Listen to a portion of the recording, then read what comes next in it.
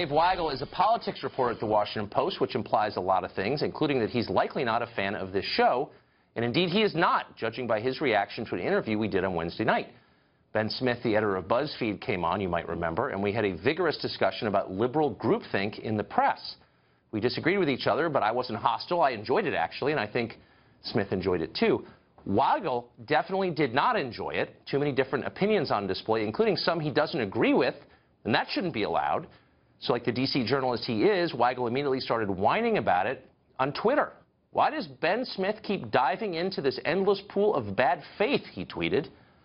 Keeping Smith in mind that Smith has been on the show exactly 2 times, and both times we asked him pretty straightforward questions and gave him time to answer those questions. That's called legitimate debate. But to a Washington Post reporter, someone who lives in a world where every single person has identical views of everything, all of them fashionable, all of them unquestioned, that looks like bad faith to him. So naturally, we invited Weigel on to come on tonight and explain himself. I emailed him this morning. He wrote back to say he couldn't do it. He was planning to watch a movie. Now, 2 obvious points here. First, diversity means difference. Guys like Weigel love diversity when it means people who look different, but a diversity of views, that is terrifying to them.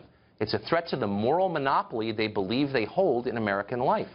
It suggests that people who aren't evil or stupid might have come to different conclusions from the ones they came to and may even have a valid point.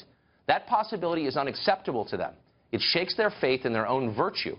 And so they bat it away with name-calling. They always do. Bad faith, fascism, basket of deplorables, whatever. You've heard it all before. They're going to keep saying it until you shut up because, of course, that's the point of saying it in the first place. And the second point here. It takes a lot for liberals to come on this show. Thanks to people like Weigel, there's a lot of peer pressure not to come on. And they know that when they do come on, it won't be fluffy. They're going to have to answer the question.